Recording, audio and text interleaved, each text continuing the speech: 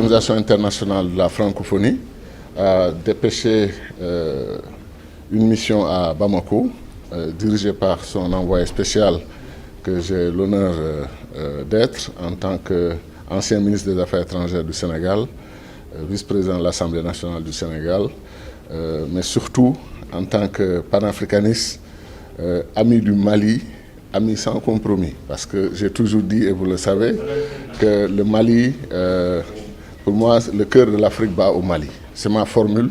Ce n'est pas une formule toute pièce préparée à l'avance. C'est comme ça que je sens l'importance de ce pays en Afrique de l'Ouest et dans le continent africain tout entier. Donc c'était avec un immense bonheur que j'ai accepté d'être l'envoyé spécial de l'Organisation internationale de la francophonie. Je suis venu en mission ici avec mon frère et ami, l'ambassadeur Takma, qui est actuellement posté au Nigeria comme ambassadeur du Royaume du Maroc au Nigeria, et en même temps comme représentant, donc ambassadeur auprès de la CEDEAO aussi.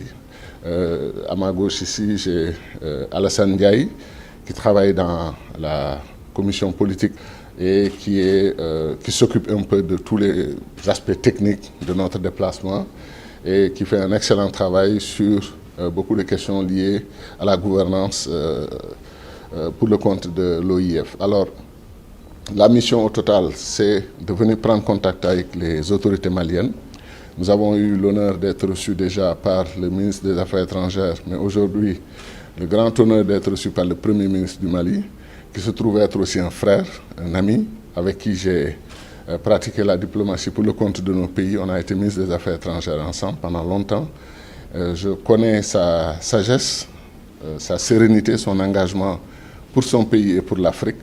Et donc ça facilite bien entendu les relations. Et il y a maintenant les relations historiques Sénégal-Mali qui font que, en venant le voir, je suis venu voir un parent. Et vraiment, le mot parent ici a tout son poids.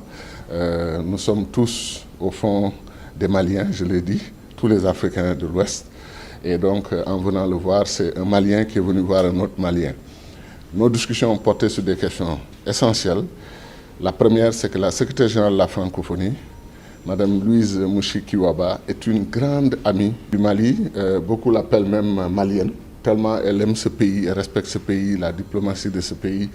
Toutes les autorités du Mali, quasiment, sont amies avec Louise, notre sœur. Alors, elle annonce une visite au Mali dans les semaines à venir, extrêmement importante pour elle, pour venir prendre contact et renforcer l'engagement de l'OIF pour le Mali. Et ça, elle va le dire mieux que moi, parce que je suis envoyé spécial. Elle est la secrétaire générale de cette organisation qui compte 88 pays membres, dont 7 pays membres associés et 54 pays membres à part entière.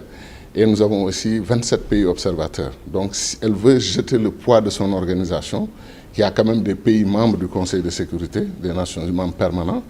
Elle veut jeter le poids de son organisation derrière le Mali, pour soutenir le Mali, parce que cette transition est extrêmement importante.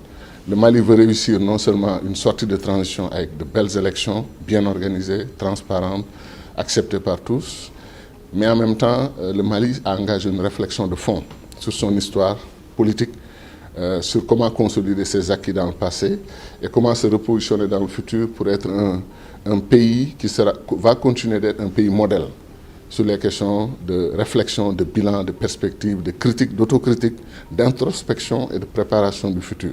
Donc sur ça, vraiment, le concept de refonder l'État malien, repositionner la société malienne pour qu'elle continue de jouer son rôle leader en Afrique et dans la sous-région, tout ça c'est extrêmement important pour l'OIF et le Mali sait pouvoir compter sur notre organisation. Soutien processus électoral, soutien logistique, soutien en expérience, mais aussi accompagnement dans la réforme des institutions. Sur tout ça, l'OIF va apporter son concours, mais le processus de réconciliation nationale, résolution des grands problèmes, des grands dossiers du Mali, le séparatisme, l'administration territoriale décentralisée, les autres questions liées au communautarisme violent parfois, et la question, une des questions les plus importantes qui touche le Mali et qui touche toute l'Afrique, le terrorisme.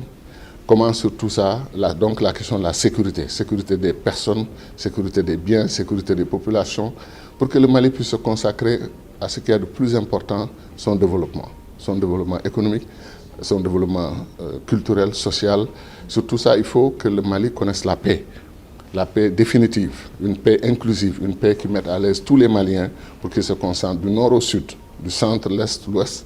Il faut que les Maliens puissent se consacrer à l'essentiel qui est développer ce beau pays, le repositionner en Afrique de l'Ouest. Et nous avons bon espoir. Donc l'OIF, encore une fois, pour résumer, Madame la secrétaire générale compte venir très rapidement rendre visite au président de la transition, au Premier ministre, à l'ensemble du gouvernement et aux acteurs politiques et sociaux du Mali, rencontrer les femmes maliennes, leur apporter son soutien en tant qu'OIF, en tant qu'elle est une femme leader aussi, africaine d'origine. Donc sur tout ça, vraiment, nous avons déjà fait beaucoup de contacts. Nous sommes très satisfaits de notre mission. Elle commence très bien et nous avons espoir qu'elle va se conclure dans les meilleurs termes. Et le Mali sait pouvoir compter sur nous. On viendra plusieurs fois et on reste entièrement à la disposition du Mali. C'est ce que nous a demandé Monsieur le Premier ministre. Nous voulons un contact permanent, un engagement, des règles d'engagement qui nous permettent de vous parler tout le temps. Et l'OIF avait pensé à l'idée d'un groupe de contact international pour coordonner l'action d'appui au Mali. Il se trouve que l'Union africaine a aussi pensé à un groupe de soutien international.